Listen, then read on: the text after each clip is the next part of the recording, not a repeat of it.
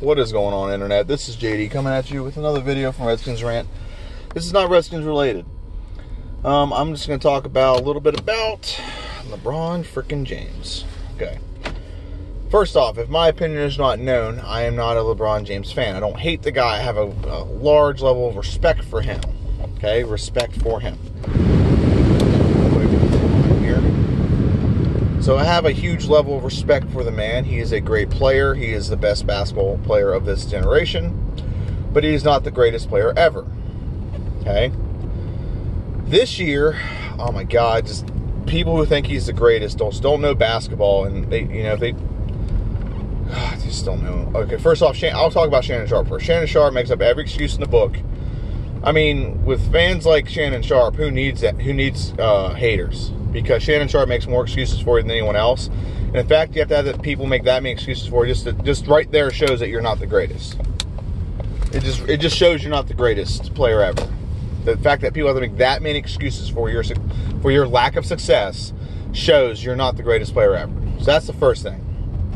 Second thing, Shannon Sharpe. Let's keep with that. Shannon Sharpe, the guy, apparently LeBron James hurt his hand. Now, there's two reports. LeBron James said that he was like, it felt like playing with a broken hand, yet he had an MRI done and an X-ray done, and it was just bruised, it wasn't broken. So, so therefore, it's just a pain threshold. So therefore, either LeBron James is lying or he has a low pain threshold. Okay, Kobe walked off a basketball court with a torn Achilles, for God's sakes. And LeBron James complaining about a hurt hand. Hell, Kobe broke his hand and shot left-handed for an entire game. I mean, come on, man. Just excuse. And then the dumbass Shannon Sharpe, who I don't know why the fuck he talks about basketball. He knows nothing about basketball. The only thing he can actually talk about basketball when it comes to basketball is maybe just how to be a professional athlete. But he knows nothing about basketball, yet he's always talking about basketball. He knows, and it makes sense that he's a LeBron James fan because he knows nothing about basketball. Therefore, he needs someone who knows nothing about basketball to justify who's the greatest player ever. But anyway, he's sitting there complaining that, game one, his team lost or whatever, and it was a tough game, and he lost, and he goes in the locker room and punches the wall and breaks his hand. Now, he didn't break his hand. Again, MRI and X-rays prove that he did not break his hand. Okay? Did not prove that he broke his hand. He said it was just bruised. Okay? I've broken my wrist and played basketball before. You can do it. There's a pain threshold there, but you can numb it up. He has better numbing agents than I had, and I played through it. Now, I'm not a professional athlete, obviously, but I'm just saying in a general sense you can play through it. But a bruised hand is way different than anything broken. I broke my wrist and played basketball. Okay, it can be done. You can wear a brace on it to stop your arm from moving too much when it comes to the flick of the wrist, and so on and so forth. But besides that, Shannon Sharpe likes to use stats to try to back up his opinion, and he uses the wrong stats to back up his opinion.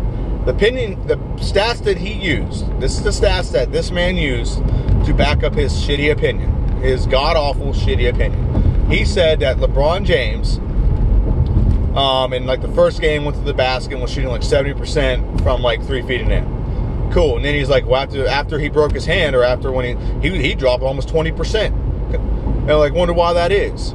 And then he talks about how JaVale McGee was inserted in the starting lineup. And I'm like, well, that's your answer right there, you dumbass. You got a 7'2" guy, 7'1", lanky center protecting the hoop. That's your reason right there why he dropped 20%. JaVale McGee didn't only play like 10 minutes in the first game. That's why. From that moment on, he played so many minutes. He played like 20-some minutes a game. That is the reason why LeBron James, his percentage dropped near the hoop. Because he was not going to the hoop as hard, because he also didn't have as many attempts, because you had a 7'1" center as a deterrent in the lane. That's exactly why.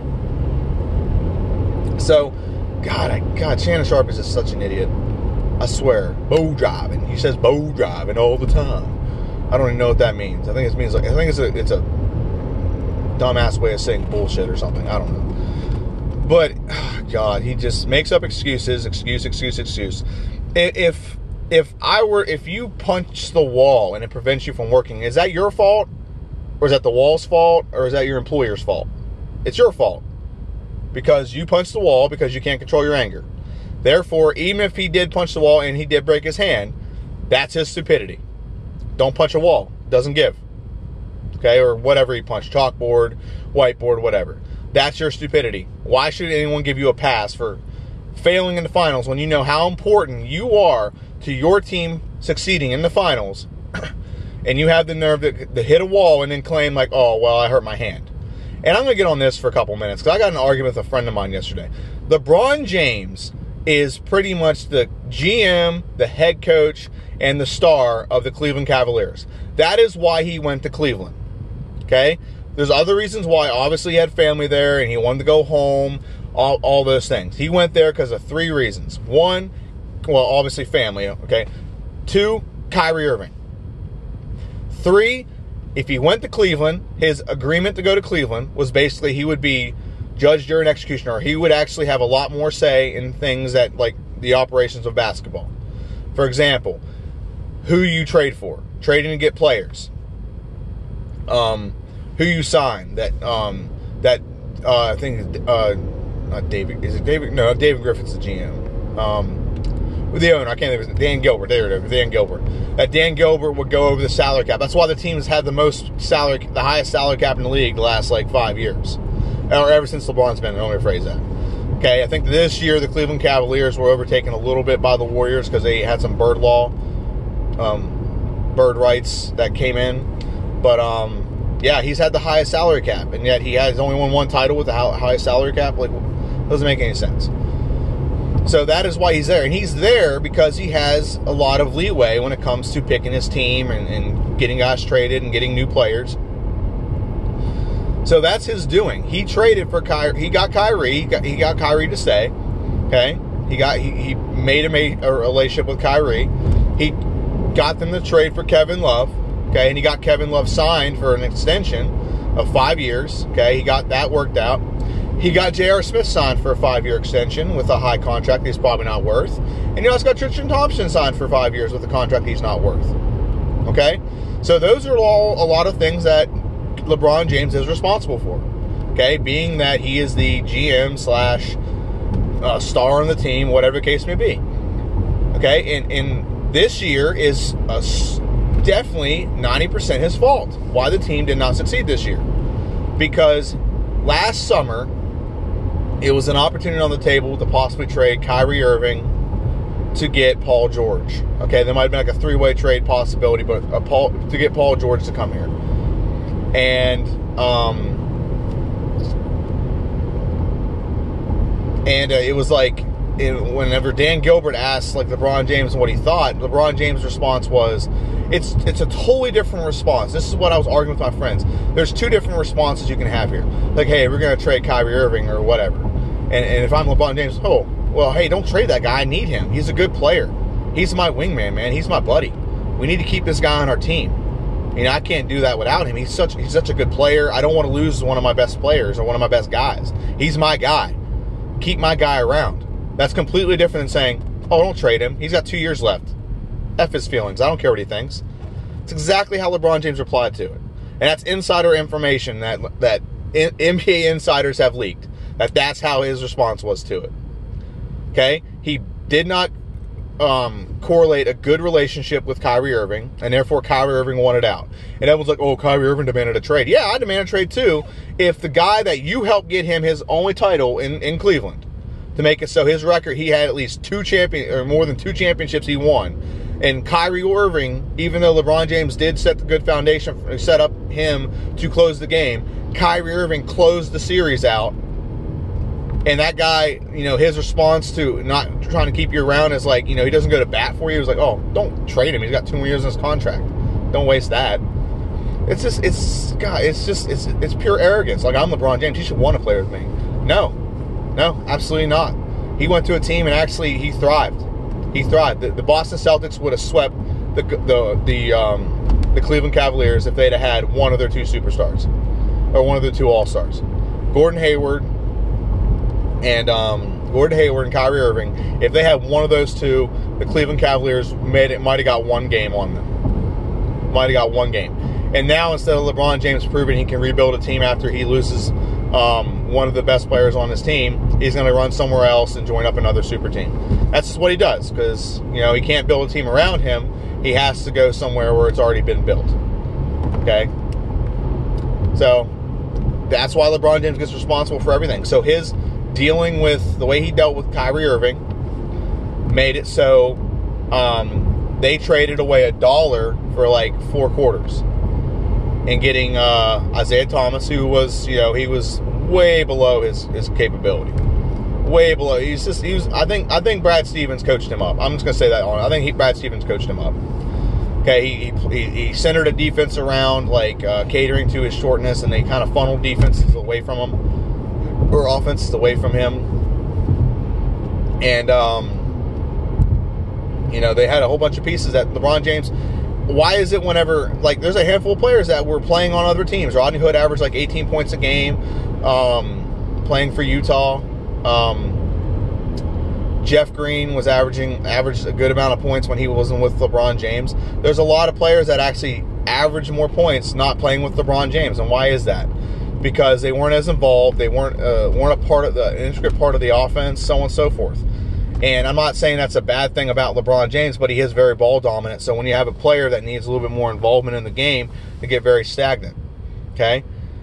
It is what it is, man. It's in everyone's trying to blame the help around him.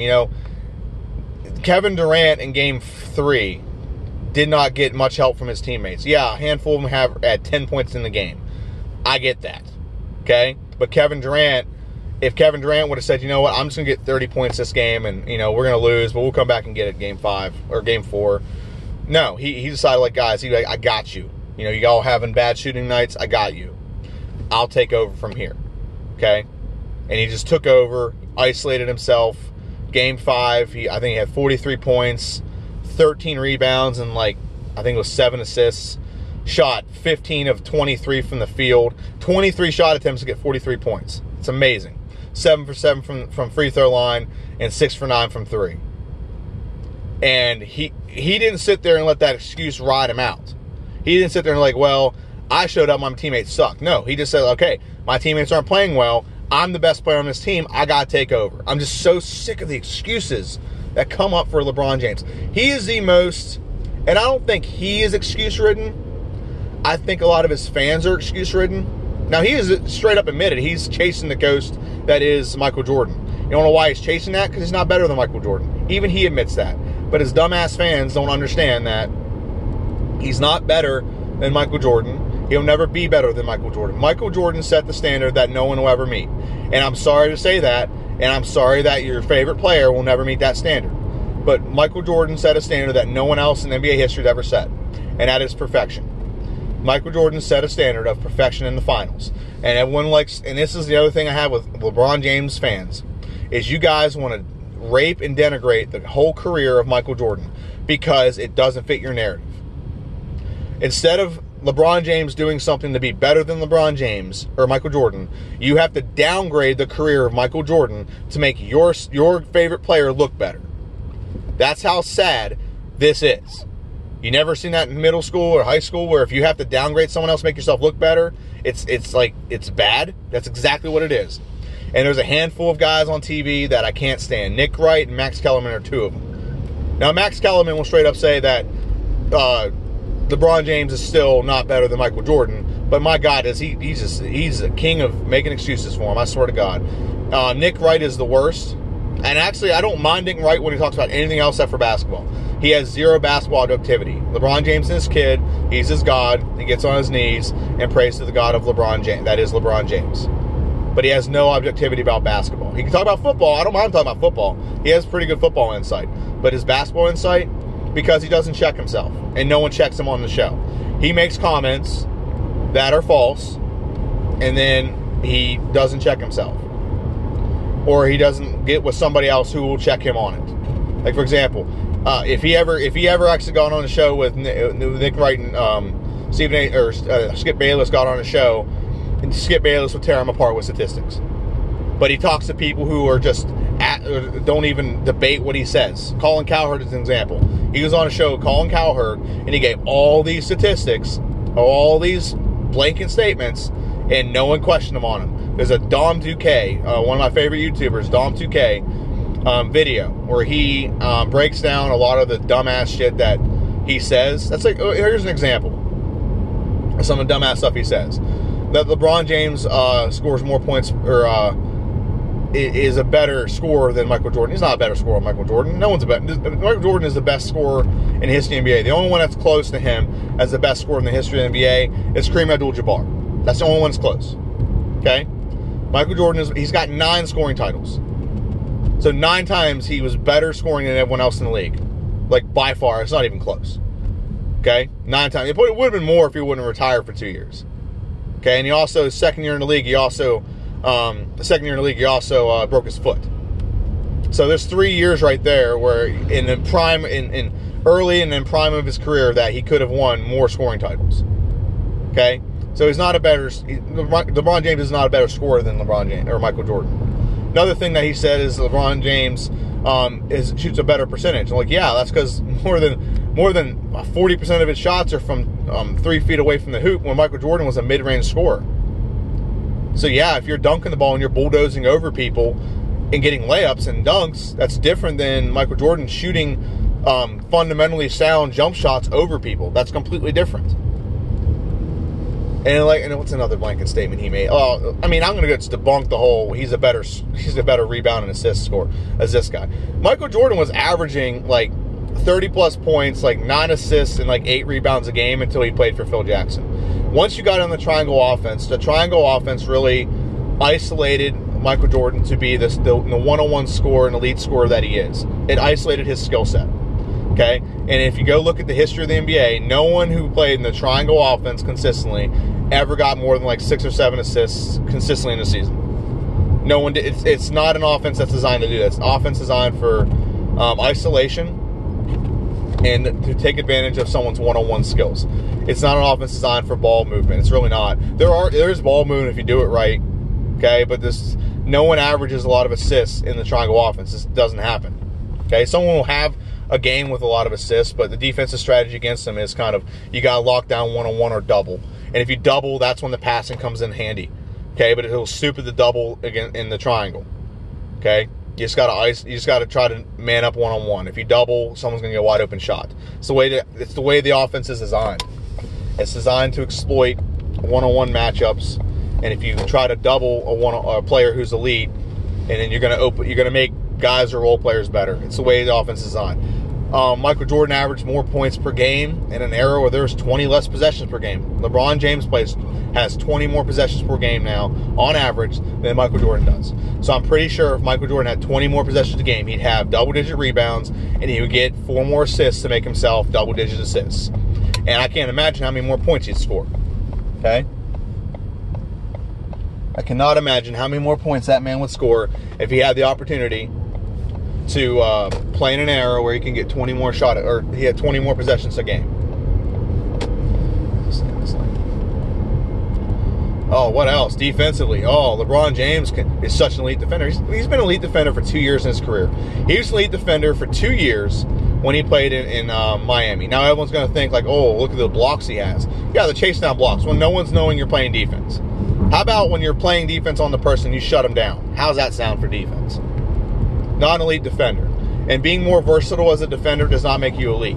If he's such an elite, versatile defender, how come whenever the Cleveland Cavaliers were playing the Orlando Magic in the Eastern Conference Finals a few years back, how come he didn't lock down Dwight Howard? Because he couldn't walk down Dwight Howard. Dwight Howard was too big, too strong, and too athletic. Well, I wouldn't say too athletic. LeBron James is just as athletic. He's just too big and too strong that LeBron James couldn't deal with it. Now, can he switch onto him for like a possession? Probably. Okay, but he can't consistently guard a big man throughout a game.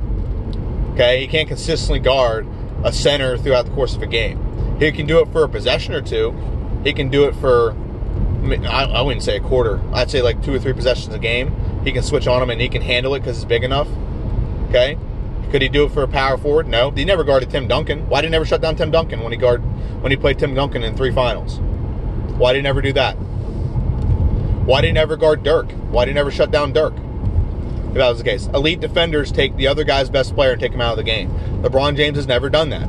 He's never consistently done that. Hell, it is a funny statement because that Dom 2K video I just referenced is they made a point saying he made a point saying the most damning thing for Michael Jordan's career is the fact that Magic Johnson had to say, hopefully he can guard Jason Terry. And he had a 30-some-year-old Jason Terry and just freaking torched him throughout the series. And more detrimental in the fact, in that series, he was guarded by Jason Terry, J.J. Barrera, Jason Kidd. I mean, Jason Kidd's 6'4", so he's got 4 inches shorter than you. Sean Stevenson, who's 6'5". Caron Butler was injured, so he didn't play him. The only one that legit was, like, lengthy enough to guard him was Sean Marion. That would be the only elite defender that guarded him, that had, like, more length and was, like, able to actually defend him. So, that's just funny. Sorry, I'm getting ahead of myself here. And also he set the standard of undefeated in the finals. That's the biggest thing that makes LeBron or Michael Jordan the greatest ever. Is he set the standard of perfection, not letting it go to 7 games. Don't even let it get there. Just don't let it go 7 games. Dominate the game to the point where your opponent can't even get a chance to make a comeback. That's where Michael Jordan really shined. And everyone will sit there and denigrate the teams he played in the process. Okay? The teams he played during that process. He played this team that wasn't that good, or this team wasn't that good. The point is, he beat the best teams he played against. Everyone says you can't compare eras, but they'll compare the competition that Michael Jordan played against the competition LeBron played. You got to beat the best teams in your era. Especially when you're in an era where you can go and play with your buddies and join up and make super teams. No one made super teams back then. Okay, the only one close was Charles Barkley went and played for the Rockets with, I think it was Clyde Drexler and, who was the other person? Olajuwon, I think, like, there might have been, like, a center like Sampson or something. Like, teaming up to try to, like, compete with Michael Jordan and such. Okay? There were good teams back then, and Michael Jordan beat all the best teams. And everyone says, oh, he played with Pippen. I don't fucking care if he played with Pippen. I'm so sick of that argument. Michael Jordan... The most Pippen ever averaged in a finals was like 20.8 points per game. And Michael Jordan was like 15 points higher than him every year. There's one year he had 20 more points per game than him. So I don't care that I mean, Pippen's a great player, don't get me wrong. He's probably one of the best defenders ever. But I really don't give a shit who he played with. Because Michael Jordan would eventually got somebody to play with him that would have been good, and then you just use that as an excuse like, oh, he played with this person or that person. Michael Jordan was on the rise. It wouldn't have mattered who he played with. That's all there is to it.